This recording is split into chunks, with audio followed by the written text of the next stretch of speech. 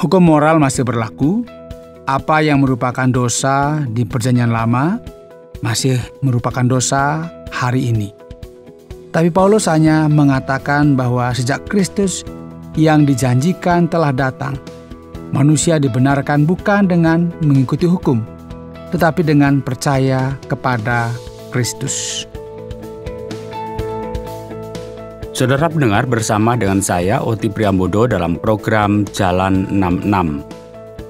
Senang sekali karena bisa mempersembahkan program yang memberikan pengetahuan Alkitabiah dan menyuguhkan kepada kita jalan keselamatan. Perjalanan pembelajaran kitab suci kali ini akan memperhatikan surat Rasul Paulus, yaitu kitab Galatia, secara khusus pada pasal yang keempat. Pernahkah Anda mendengar istilah adopsi? Itu adalah ketika seorang anak bukan benar-benar seorang putra, melainkan keturunan alami. Tetapi setelah dia diadopsi, dia dijadikan seorang putra dan dianggap sebagai putra yang sebenarnya secara hukum dan segala cara yang lainnya. Saudara, mari kita lihat Galatia pasal yang keempat dengan tema budak dan putra. Saudara yang dikasihi oleh Tuhan, surat Galatia ditulis oleh Rasul Paulus untuk komunitas Kristen di Galatia, yang merupakan provinsi di bagian tengah Turki, modern yang ada saat ini. Dan mungkin Anda tidak menyadari hal ini, tetapi penduduk pertama Galatia adalah orang-orang Kelt. Orang-orang Kelt yang sama yang mendiami Eropa Tengah, Spanyol, dan Kepulauan Inggris. Dan banyak penduduk Amerika Utara saat ini adalah keturunan orang-orang Kelt yang berasal dari Inggris, Wales, Skotlandia, dan Irlandia. Jadi jika Anda tinggal di Amerika Utara, sangat mungkin bahwa Anda memiliki beberapa kromosom Galatia dalam DNA Anda. Kita adalah bagian dari garis keturunan kita, dan itu berhubungan langsung dengan topik hari ini. Poin utama yang kita temukan di akhir dari pasal 3 dari Galatia mengatakan, kamu semua adalah anak-anak Allah melalui iman dalam Yesus Kristus, karena semua dari kamu yang dibaptis dalam Kristus telah mengenakan Kristus. Tidak ada lagi orang Yahudi atau orang Yunani, budak atau orang merdeka, laki-laki atau perempuan, karena kamu semua adalah satu dalam Kristus Yesus. Jika kamu memiliki Kristus, maka kamu adalah keturunan Abraham dan pewaris menurut janji. Jadi saudara, meskipun orang Galatia mungkin telah menjadi budak menurut masyarakat, mereka adalah anak-anak Tuhan oleh iman dalam Kristus.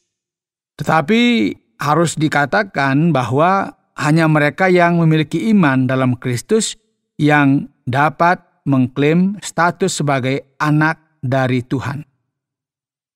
Pertanyaan yang diajukan di sini adalah, jika janji telah dibuat kepada Abraham, lalu siapa sebenarnya yang mendapatkan warisan ini? Siapa yang memiliki akses ke janji ini? Siapa ayah dan siapa anak yang mewarisi? Dan inilah sebabnya Paulus berkata, kita semua adalah anak-anak Tuhan oleh iman dalam Yesus Kristus. Jika dengan iman Anda menjadi milik Kristus, meskipun Anda mungkin secara fisik dan genetik bukan keturunan Abraham, Anda masih merupakan keturunan rohani Abraham. Dengan kata lain, seolah-olah Anda telah diadopsi ke dalam garis keturunan Abraham. Dan oleh karena itu, Anda memiliki hak untuk mewarisi janji yang Tuhan berikan kepada Abraham. Kitab suci melanjutkan dan kita akan bersama-sama mencermati di dalam Galatia pasal yang keempat. Yang dimaksud ialah selama seorang ahli waris belum akil balik, sedikit pun ia tidak berbeda dengan seorang hamba. Sungguh pun ia adalah tuan dari segala sesuatu. Tetapi ia berada di bawah perwalian dan pengawasan sampai pada saat yang telah ditentukan oleh Bapaknya. Saudara, Paulus mengatakan bahwa jika seorang pria meninggal dan meninggalkan hartanya kepada putranya yang masih anak-anak, meskipun anak tersebut ditetapkan untuk mewarisi harta ayahnya, dia tidak langsung memiliki harta tersebut. Dia harus menunggu sampai dia cukup umur, yaitu berapapun usia yang ditentukan ayah dalam wasiatnya. Beberapa ayah mengatakan ketika putranya berusia 21 tahun, dia bisa mendapatkan bagian warisannya. Tetapi tidak sehari sebelum ulang tahunnya yang ke-21. Ayah lain mungkin mengatakan bahwa putranya bisa mewarisi segalanya setelah dia berusia 18 tahun atau lulusan dari sekolah menengah. Apapun ketentuan dalam surat wasiat ayahnya mengenai hal ini, anak tersebut tidak akan dapat mengambil uang atau properti tersebut sebelum waktu yang ditentukan. Nah, sampai saat itu, dia tidak berbeda dengan seolah-olah dia adalah seorang budak.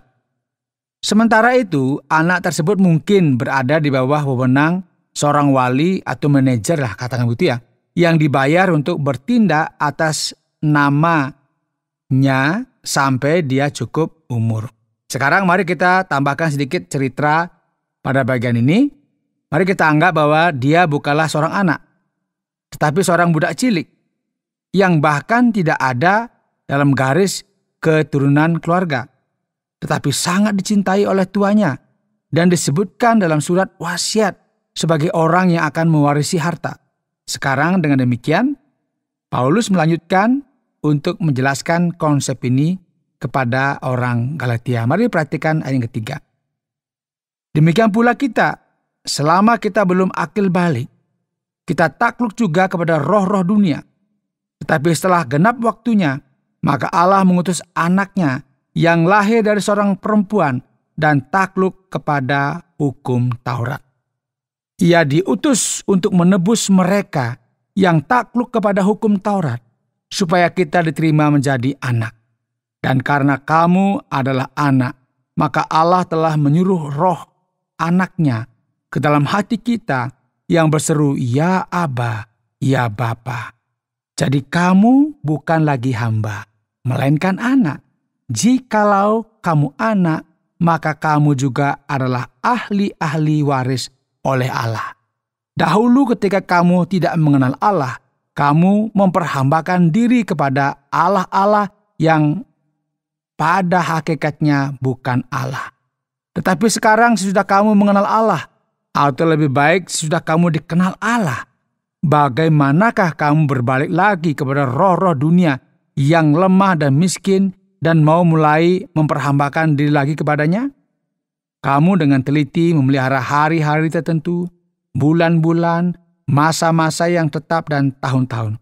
Aku khawatir kalau susah payahku untuk kamu telah sia-sia. Coba perhatikan saudara.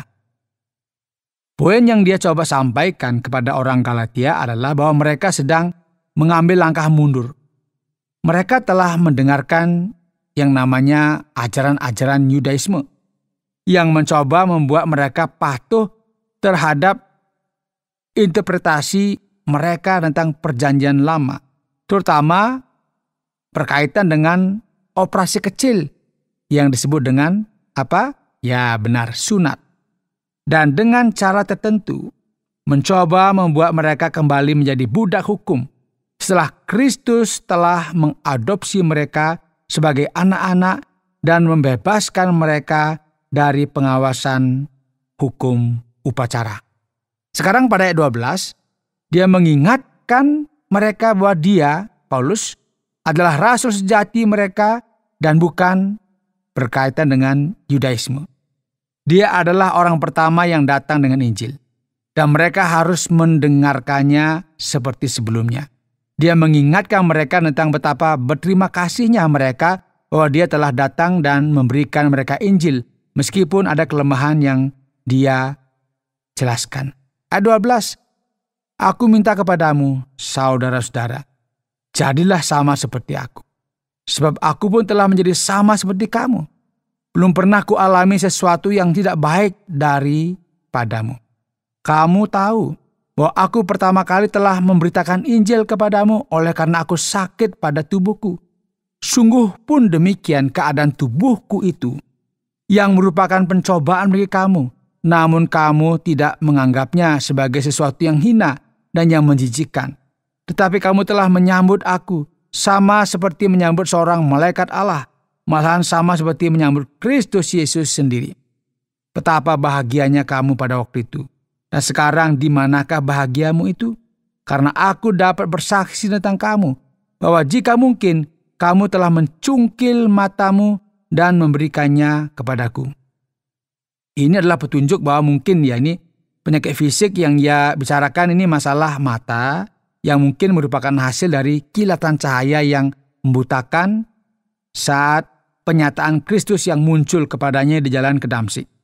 Bahkan setelah penglihatannya pulih, Paulus masih jelas menderita dari kaitannya dengan sakit mata. Ayat 16, apakah dengan mengatakan kebenaran kepadamu aku telah menjadi musuhmu? Mereka dengan giat berusaha untuk menarik kamu, tetapi tidak dengan tulus hati, karena mereka mau mengucilkan kamu, supaya kamu dengan giat mengikuti mereka. Ini ketika Paulus mengatakan mereka, dia merujuk kepada kaum Yahudi yang ada di tengah-tengah jemaat, yang mencoba untuk mencuci otak pikiran orang Galatia saat itu. Mereka ingin menutup Anda agar Anda memuja mereka. Ya, dengan kata lain, ini kaum Yahudi ini mencoba untuk memutuskan orang Galatia dari kebebasan dalam Kristus dan membuat mereka menjadi budak lagi untuk batasan hukum, terutama terkait dengan sunat. Kita lanjut ayat 18, memang baik kalau orang dengan giat berusaha menarik orang lain dalam perkara-perkara yang baik, asal pada setiap waktu dan bukan hanya bila aku ada di antara kamu. Hai anak-anakku, karena kamu aku menderita sakit bersalin lagi, sampai rupa Kristus menjadi nyata di dalam kamu. Betapa rinduku untuk berada di antara kamu pada saat ini dan dapat berbicara dengan suara yang lain, karena aku telah habis akal menghadapi kamu. Perhatikan saudara, Paulus tidak bisa berada di sana secara langsung pada saat itu, dan seperti yang mungkin Anda sudah tahu jauh lebih sulit untuk berbagi masalah hati dalam surat atau menggunakan pesan atau WA atau email dan sebagainya daripada berada di sana secara langsung. Memang beberapa masalah bisa ditangani melalui komunikasi tatap muka. Namun sayangnya Paulus tidak memiliki kemewahan itu. Dia tidak memiliki Zoom, bahkan tidak memiliki telepon. Jadi dia melakukan hal terbaik yang bisa dia lakukan. Dia melakukan surat, melalui surat yang panjang, di mana dia mencoba untuk merebut kembali hati mereka bagi Kristus. Inilah yang dia lakukan dengan surat ini. Sekarang di sini dia menggunakan contoh yang mereka kenal dengan baik, contoh dari cerita di Kejadian tentang istri Abraham, itu Sarah, dan seorang budak perempuan bernama Hagar. Katakanlah kepadaku, hai kamu yang mau hidup di bawah hukum Taurat, tidakkah kamu mendengarkan hukum Taurat? Bukankah ada tertulis bahwa Abraham mempunyai 2 anak, seorang dari perempuan yang menjadi hambanya dan seorang dari perempuan yang merdeka. Tetapi anak dari perempuan yang menjadi hambanya itu diperanakan menurut daging, dan anak dari perempuan yang merdeka itu oleh karena janji. Ini adalah suatu kiasan. Sebab kedua perempuan itu adalah 2 ketentuan Allah. Yang satu berasal dari Gunung Sinai dan melahirkan anak-anak perhambaan, itulah Hagar. Hagar ialah Gunung Sinai di tanah Arab, dan ia sama dengan Yerusalem yang sekarang karena ia hidup dalam perhambaan dengan anak-anaknya. Tetapi Yerusalem surgawi adalah perempuan yang merdeka, dan ialah ibu kita. Karena ada tertulis, bersukacitalah hai si mandul yang tidak pernah melahirkan, bergembira dan bersorak-sorelah Hai engkau yang tidak pernah menderita sakit bersalin. Sebab yang ditinggalkan suaminya akan mempunyai lebih banyak anak daripada yang bersuami. Dan kamu saudara-saudara, kamu sama seperti Ishak adalah anak-anak janji. Tetapi seperti dahulu, dia yang diperanakan menurut daging, menganiaya yang diperanakan menurut roh. Demikian juga sekarang ini. Tetapi apa kata nas kitab suci? Usirlah hamba perempuan itu beserta anaknya. Sebab anak hamba perempuan itu tidak akan menjadi ahli waris bersama-sama dengan anak perempuan merdeka itu. Karena itu, saudara-saudara, kita bukanlah anak-anak hamba perempuan, melainkan anak-anak perempuan merdeka. Ya demikian saudara ya, sudah saya bacakan dari Galatia pasal 4, ayat pertama sampai dengan 31.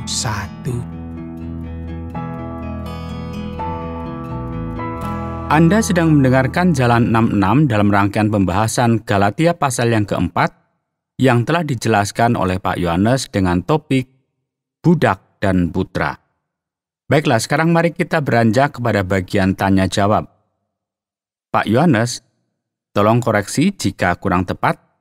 Kita melihat bahwa Rasul Paulus mencoba untuk meyakinkan orang Galatia untuk tetap percaya Injil sebagaimana yang pertama kali diberitakan Paulus kepada mereka, dan jangan mendengarkan penganut Yudaisme yang datang setelahnya.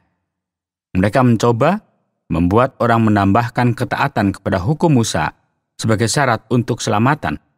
Itu adalah cara yang akurat untuk mengatakannya, Pak Oti. Tapi ingatlah bahwa Paulus tidak mengatakan bahwa hukum Taurat harus dibuang. Hukum Taurat mewakili kesempurnaan Tuhan dan rasanya ya baik bagi kita untuk mengetahui apa standar Tuhan. Dan hukum moral masih berlaku. Apa yang merupakan dosa di Perjanjian Lama masih merupakan dosa hari ini.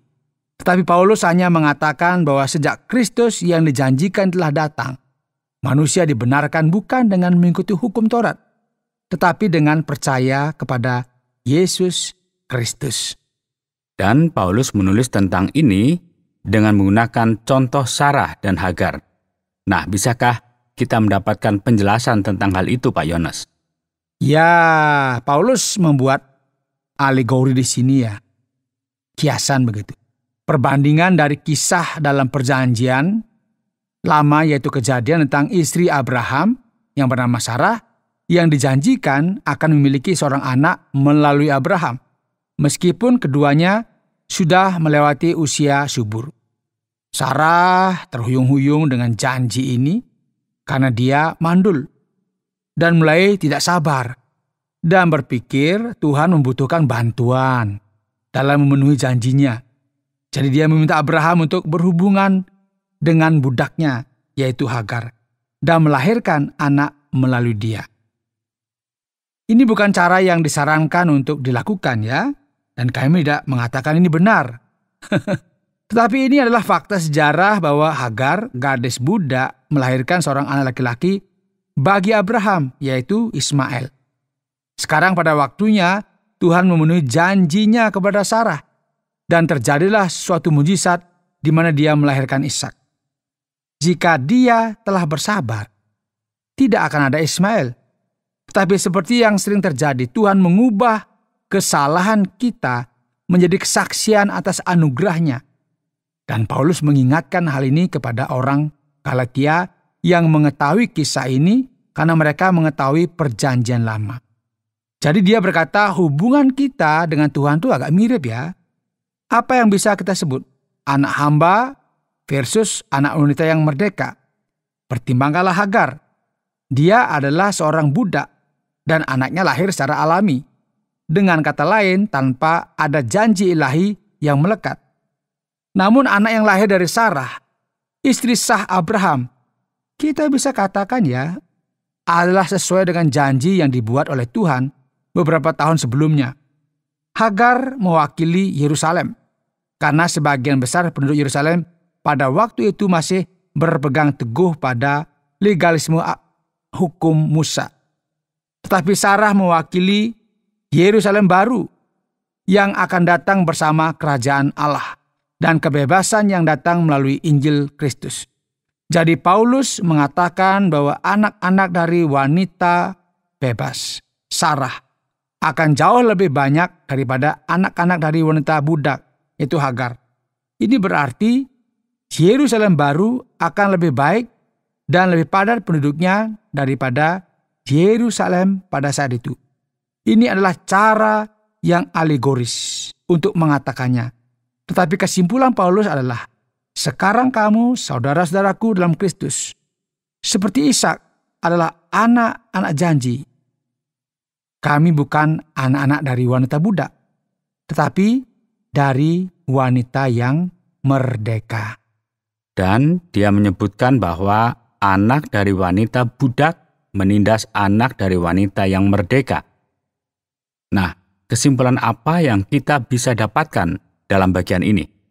Ya Pak Oti, Paulus menyatakan fakta bahwa mereka yang terjebak dalam legalisme hukum memang menindas orang Kristen. Karena mereka tidak mengerti konsep janji itu. Bahkan Paulus adalah salah satu dari penindas ini sebelum dia memahami iman dalam Kristus sebagai janji yang dibuat kepada Abraham. Tapi ini juga benar ya, di dunia secara luas saat ini, mereka yang tidak percaya pada Kristus untuk keselamatan seringkali menjadi penindas mungkinnya atau penganiaya bagi mereka yang percaya. Bahkan Yesus telah memperingatkan kita bahwa semuanya itu akan terjadi. Sekarang siapakah sebenarnya yang merupakan anak-anak Tuhan menurut bagian ini, Pak Yohanes? Ya, secara umum kita bisa mengatakan bahwa setiap orang adalah anak Tuhan melalui penciptaan. Karena manusia diciptakan oleh Tuhan menurut gambar dan rupanya. Tetapi dalam pengertian rohani, kita kehilangan status anak itu ketika dosa memasuki umat manusia di Taman Eden. Apa yang kita pelajari dalam Galatia pasal 4 adalah bahwa kita hanya menjadi anak-anak Tuhan ketika kita diadopsi olehnya. Ini tidak mencakup semua orang, karena banyak yang menolak Kristus, tetapi ini tidak mengecualikan siapapun, karena siapa saja yang menerima Kristus dalam hidup mereka, tidak hanya menerima keselamatan dan kebenaran, tetapi juga secara rohani diangkat sebagai anak-anak Tuhan yang diadopsi. Ini adalah kebenaran yang sangat-sangat berharga. Mari coba kita melihat kata adopsi lebih dekat, Pak Yohanes. Ya, Paulus mengatakan bahwa yang penting bukanlah apakah kamu adalah anak dari seorang pria religius atau tidak. Orang Yahudi tidak bisa mengklaim keselamatan berdasarkan fakta bahwa mereka adalah keturunan Abraham. Yang penting bukanlah garis keturunan secara genetik. Yang penting adalah apakah kamu adalah anak dari janji atau tidak. Dan menjadi anak dari janji berarti memiliki jenis iman yang sama yang dimiliki oleh Abraham. Abraham percaya pada janji Tuhan. Kita diberitahu dalam kitab Kejadian dan hal itu dianggap sebagai kebenaran bagi Abraham. Abraham sendiri dengan cara ini sebenarnya dia adopsi karena dia berasal dari keluarga yang menyembah ilah-ilah di Ur dari orang-orang Kaldea. Dia dijadikan anak Tuhan oleh imannya kepada Kristus yang akan datang melalui garis keturunannya. Oleh karena itu, jika kita percaya kepada Tuhan, kita bisa berkata, saya juga adalah anak-anak Tuhan dalam Yesus Kristus. Masih ingat ya kisah Zakius? Nah, dia adalah seorang pemungut cukai yang korupsi. Tetapi ketika dia mendengarkan Kristus dan percaya kepadanya, hatinya berubah. Dan Yesus berkata, keselamatan telah datang kepada pria ini. Karena dia juga adalah seorang anak Abraham. Yesus tidak mengatakan bahwa Zakius diselamatkan karena dia lahir sebagai seorang Yahudi. Dia mengatakan bahwa Zakius diselamatkan karena dia memiliki iman yang sama dengan Abraham di dalam Kristus. Dan Paulus menggunakan alegori tentang Sarah dan Hagar. Tetapi apakah itu berarti bahwa kita harus menafsirkan kitab suci secara alegoris? Tidak, Pak Oti. Dalam hal ini Paulus dengan jelas menyatakan bahwa dia menggunakan alegori, dan menggunakan alegori bukanlah hal yang umum dalam kitab suci. Ketika kita menafsirkan kitab suci, kita biasanya harus menafsirkannya dengan makna yang paling jelas dan paling nyata. Misalnya surga dan neraka tidak boleh dipikirkan secara alegoris. Mereka adalah tempat yang nyata. Akan sangat berbahaya ya jika kita menganggap surga sebagai kiasan. Karena kita tidak akan mencarinya jika kita menganggapnya hanya sebagai alegoris saja. Orang-orang tidak dibakar di tiang dan disisa sampai mati karena mereka percaya pada alegoris. Akan sangat berbahaya jika kita menganggap api neraka sebagai semacam api unggun untuk menghangatkan diri pada malam hari. Neraka adalah danau api abadi yang sebenarnya dan harus dihindari dengan cara apapun. Jika kita mencoba mengubah segala sesuatu dalam Alkitab menjadi alegoris, ya kita tidak akan merasa tergerak untuk bertobat dan percaya kepada Injil. Jadi kita tidak boleh mencoba menafsirkan Alkitab secara alegoris ketika Alkitab berbicara dalam istilah yang jelas bagi kita. Baik, terima kasih banyak Pak Yohanes. Sekarang bagaimana kita bisa merangkum bagian ini ketika kita membaca Galatia pasal yang keempat ini, Pak Yohanes? Hari ini di pasal 4 surat Galatia, kita telah mengeksplorasi perbedaan antara budak dan anak. Paulus memberitahu orang Galatia bahwa mereka tidak boleh mencampurkan iman dan hukum Musa bersama dengan Injil Kristus untuk keselamatan mereka. Dalam Injil kita melihat keajaiban dari kasih dan belas kasihan ilahi. Bahwa kita yang dulunya secara alamiah adalah budak kemarahan dan ketidaktaatan sekarang diadopsi ke dalam keluarga Allah. Orang Galatia setelah mengalami transformasi dalam Kristus berada di bawah kewajiban yang lebih besar untuk menjaga kebebasan itu dan tidak kembali ke perbudakan hukum Taurat. Saudara pendengar, karena waktu yang tidak memungkinkan, kita akhiri program Jalan 66 kali ini. Kami menantikan Anda untuk tetap mengikuti pelajaran berikut dalam lanjutan pembelajaran Alkitab yang memberikan pelajaran menyeluruh tentang firman Tuhan. Jika Anda memiliki pertanyaan atau berespon terhadap topik berhubungan dengan program ini, silakan menyampaikan melalui WhatsApp ke nomor 081 333 777 386. Terima kasih atas perhatian Anda.